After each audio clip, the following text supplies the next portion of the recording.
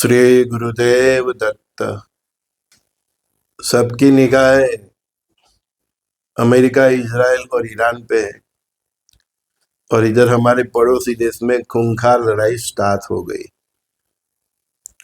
आज पाकिस्तान ने अफगानिस्तान के काबुल में अस्पताल पर ऐसा अटैक किया है कि पूरी अस्पताल धराशायी हो गई है। पेशेंटों के साथ कम से कम 400 साढ़े 400 लोग, 450 राउंड अबाउट लोग हताहत हो गए। तो अभी ये जंग कितनी भड़केगी वो हम आगे देखेंगे, क्योंकि अभी तो एक काबुल वाले, अफगानिस्तान वाले छोड़ने वाले नहीं है। काबुली चना बहुत प्रख्यात है ना। तो 3 फ्रंट तो ऑलरेडी खुल गया ना।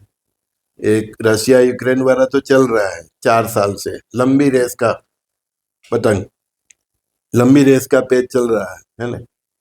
अभी मिडल ईस्ट में भी ट्रम्प साहब ने सोचा था कि 2-4 दिन के, 1 हफ्ते में खत्म कर दूंगा, लेकिन वो मिडल ईस्ट में फंसते ही जा रहे हैं।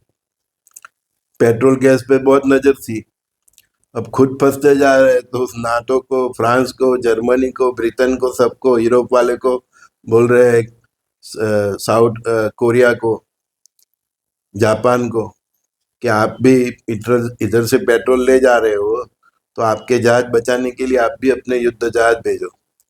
सभी ने अभी तो ठिंगा दिखा दिया है ट्रम्प साहब को। मतलब इधर ट्रम्प साहब अकेले पड़ गए हैं, इजराइल अपने हिसाब से ही कारोबार कर रहा है ना। साहब अभी इधर फंसे हैं, वैसे ईरान की हालत है ना? वो शहादत की बात कर रहे हैं, जिहाद की बात कर रहे हैं। उनके राष्ट्रपति और सब पूरे मुस्लिम जगत को जगाने की कोशिश कर रहे हैं, लेकिन कोई जागता ही नहीं है।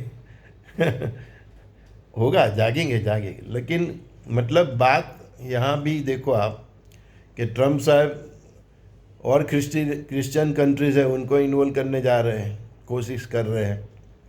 ईरान अपनी तरफ से मुस्लिम देशों को एकत्रित करने की कोशिश कर रहे हैं, है ना। तो ईसा मूसा की जंग के लिए ये दोनों ही कोशिश कर रहे हैं। समझ में आता है?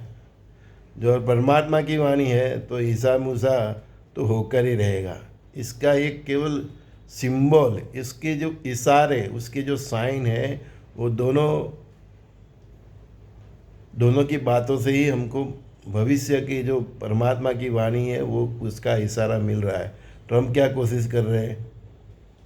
नाटो को, यूरोप को, फ्रांस को, जर्मनी, ब्रिटेन को, ऑस्ट्रेलिया को, सबको बोल रहे हैं कि भाई आपका भी इधर से ऑयल जाता है तो आप भी युद्ध जहाज भेजो हॉर्मुज में, और हम सब मिल के इसका मुकाबला करें। मतलब ईरान ने वो नौबत तो ला दी है कि इसको दूसरे की भी मदद चाहिए। बहुत शहनशाह बन के घूम रहा था ना, है, गब्बर बन गया था। वेनेजुला को खा जाऊंगा, ग्रीनलैंड को खाऊंगा, ईरान में ही उसकी अटक गई है ना। मैंने बोला था ना कि बहुत लंबी रेस का घोड़ा है। ये चाल तो चली ही थी रसिया और चाइना ने, कि जिस तरह से रसिया को यूक्रेन में फंसाया 4 साल की लंबी पेच में, तो ये लोग भी ऐसा इधर करेंगे, ईरान को सपोर्ट करते रहेंगे। तो इधर से भी अमेरिका को निकलना मुश्किल है। लेकिन ये लोग पागल है, नहीं निकल पाते तो तुरंत अणुशस्त्र का उपयोग कर लेंगे। ये अमेरिका और इसराइल का तो धंधा ही ऐसा है। जापान पे डाल दिया था, वो लोग रसिया की तरह लंबी रेस में खेलेंगे नहीं। तो दुनिया में जो लोकशाही का जो बेताज बादशाह है वो ही, उसने ही पहले भी अनुभव उसने ही डाला है, और अभी इसमें भी ये लंबा फंसेगा तो वहाँ तक का सोचेगा, करेगा भी, कर सकता है। ये लोग कुछ भी कर सकते हैं। मैंने बोला है दुनिया का सबसे बड़ा गुंडा यही है जिसको महासत्ता बोलते हैं। और ऐसे भी ये सब मिडल ईस्ट और यूरोप वाले लुटेरे ही है, जो हमारे यहाँ लूटपाट के लिए आए थे। ईस्ट इंडिया बन के ने मुग़ल शासन हमने सबने देखा ही है। ये लुटारू है, और जीत के लिए लोग कुछ भी हद पार कर सकते हैं, वो हमने भी झेला है, जापान ने भी झेला है ना। मतलब अभी ये बात करने का मतलब यही था, आपको ध्यान दिलाने के लिए मैं आया कि जो परमात्मा की वाणी है कि ईसा मूसा की जंग होगी, हाँ, जब आएगा बीसा न रहेगा ईसा मूसा। तो ईरान भी वही कोशिश कर रहा है, वो जिहाद की बात कर रहे हैं, मुस्लिम ब्रदरहुड की बात कर रहे हैं, सब एकत्र हो हैं। और इधर ये पागल पाकिस्तान ईरान का साथ देने की बजाय अफ़गानिस्तान की बजा रहा है। अब ये अफ़गानिस्तान उसकी कैसी बजाएंगे वो भी देखना कल परसों से, ठीक है ना। और इधर ट्रम्प साहब ईसाई ब्रदरहुड की बात कर रहे हैं कि भाई आपका भी तो पेट्रोल इधर से जाते हो तो आप भी आ जाओ, लड़ाई में शामिल हो जाओ। खुल्लम बोलता है आपके भी युद्ध जहाज बोलो। तो ईसा मूसा को प्रमोट करने का माहौल मिडल ईस्ट से बन रहा है। और मैंने बोला ही था पहले भी, 2-3 वीडियो में लास्ट में बोला है कि मिडल ईस्ट की जंग यूरोप तक जाएगी, आगे चलेगी मुग़ल की सेना, पीछे चीन की सेना, बोला था ने। हाँ, और ईरान ने भी बोल दिया कि जो जहाज़ इधर से जाएगा वो चाइना की करेंसी में बिजनेस करेगा तो ही, तो मतलब चाइना इसमें आ ही गया है डायरेक्ट इनडायरेक्ट। और रसिया इनको इतना सपोर्ट करेगा कि उसकी बैंड बजाई है 4-4 साल से सपोर्ट कर करके यूक्रेन को, है ना। तो मतलब 2 खेमे ये हो गए, तीसरा फ्रंट तो पाकिस्तान और अफ़गानिस्तान तो चालू ही है। उसके न्यूज़ कम आते हैं, लेकिन आज का बड़ा न्यूज़ है 400-450 काबुल के अस्पताल में, बेचारे अस्पताल में भी चैन नहीं है क्या किस्मत है सबकी, भगवान बचाए। मैंने बोला था ना कि इंसान खलदस्ते में मिर्ची की तरह चपट हो जाएगा, चटनी हो जाएगा। ये एक ही बॉम्ब में अस्पताल गिर गई, पाकिस्तान ने हवाई हमला किया अफ़गानिस्तान, 400-500 आदमी 400 तो ऑफिशियल डिक्लेयर कर दिया, अभी और मलबे में से कितनी लाश निकलेगी बता रहे हैं। तो ये एक ही बॉम्ब में सब चटनी हो गया ना। खलदस्ता बॉम्ब ऊपर से गिरा तो कैसा, खलदस्ता ऐसा ही गिरता है ना मिर्ची के ऊपर, तो बॉम्ब ऊपर से गिरा, सब चटनी। हजारों करोड़ों लोग ऐसे चटनी होने हैं, समझ में आता है। हाँ, हम पिछले कई साल से देख रहे हैं, जब से रसिया यूक्रेन का वॉर हुआ। रसिया ने तो ऐसे बहुत कम अटैक किए, लेकिन इजराइल तो कुछ देखता ही नहीं, गाजा को ऐसे ही चटनी कर दिया ठोक ठोक के, है ना। अभी यमन की, लेबनान की ऐसे ही ठोक ठोक के खलदस्ते की तरह। और ईरान में भी वो ऐसे ही बमबारी कर रहे हैं, अमेरिका और इजराइल। तो ये बोला है ना, परमात्मा की वाणी है कि खलदस्ते में जैसे मिर्ची चपत हो जाए, चटनी हो जाए, ऐसे लोग चटनी हो जाएंगे, हड्डियाँ भी नहीं मिलेगी। तो आज का भी अटैक देख लो पाकिस्तान का अफ़गानिस्तान के ऊपर, अपने ही धर्म के पीछे भी पड़े, है ना। ये अंदर अंदर भी लड़ेंगे और ईसा मूसा में भी लड़ेंगे। कुछ सोचते ही नहीं कि क्या कर रहे हैं। ईरान बहुत कोशिश कर रहा है, समझा रहा है। मैंने बोला जब तक जागेंगे ये लोग, अरब और ये सब बाकी के मुस्लिम देश, बहुत देर कर देंगे। अमेरिका भी अपने आप को ठगा हुआ महसूस कर रहा है। यूक्रेन को कितना पैसा दिया, ट्रम्प साहब आए, समझ गए साला ये पैसा कभी आने वाला भी नहीं है, और इधर भी फंस गया है ईरान के मामले में। ग्रेटर इजराइल होगा तो इजराइल को ही फ़ायदा होगा ना। और एक बार इजराइल ग्रेटर हो जाएगा तो क्या वो अमेरिका को दाद देगा, वो अमेरिका का बाप हो जाएगा। इजराइल अभी अमेरिका का यूज़ ही कर रहा है, तो अमेरिका अभी दोनों जगह पर अपने आप को फंसा हुआ और मूर्ख साबित हुआ, ऐसा समझ रहा है। बोल तो नहीं सकता कि रसिया के विरुद्ध यूक्रेन के लड़ाने में वो वहाँ भी फंस गया, मूर्ख साबित हो गया। अब वो जो डॉलर के हथियार भी चले गए, पैसे भी चले गए हैं। इधर भी इजराइल की मदद करे और अपना भी कुछ एम था, तो इधर भी उसको ऐसा ही महसूस हो रहा है। और ग्रेटर इजराइल बनने के बाद तो इजराइल इनको अमेरिका को भी आंख दिखाएगा। लेकिन देखते हैं कितने बचते हैं। मैंने बोला ही है ना, ईसा मूसा तो 0 होगा, तो इजराइल वाले भी कितने बचेंगे। लेकिन वो ऐसा सोच रहा होगा कि अमेरिका का भी यूज़ कर लो, बाद में तो ग्रेटर इजराइल होगा तो अमेरिका की भी देखी जाएगी। ये लोग का कोई धर्म नीति नियम नहीं है, कोई दोष नहीं है, सबको यूज़ करो और थ्रो कर दो। इसीलिए भारत रसिया के साथ ही रहता है, क्योंकि हमको जब जब दिक्कत आई तो मुसीबत में रसिया ही खड़ा रहा। बाकी सब ऐसे ही है, एक दूसरे का यूज़ करते और थ्रो कर देते। तो अमेरिका यूक्रेन में तो ठगा हुआ साबित हुआ, महसूस कर रहा है अपने आप को। अगर इधर ईरान के मामले में भी ठगा अभी अभी भी संभल जाए और समझ जाए और ये सब जगह से निकल जाए तो बहुत अच्छा है अमेरिका की। नहीं तो मैंने आगे एक वीडियो में बोला था, कुत्ते की मौत मरेगा अमेरिका। शेर भी होता है ना, उसको 50 वो जंगली कुत्ते घेर ले तो शेर की भी बच जाती है। कुत्ते की मौत मरेगा। अभी भी अपने आप को ये सब झंझट से बाहर निकाल के शांति से अगर बैठ जाता है तो ठीक है। याद रखो क्या बोला है मैंने, वो ही मौत होगी उसकी। अभी भी सब जगह से निकल जाए, क्षमा मांग ले और अपने दुश्मनों से दोस्ती कर ले, नहीं तो अमेरिका कुत्ते की मौत मरेगा। वो सब भेड़िए मिलकर उसको फाड़ देंगे।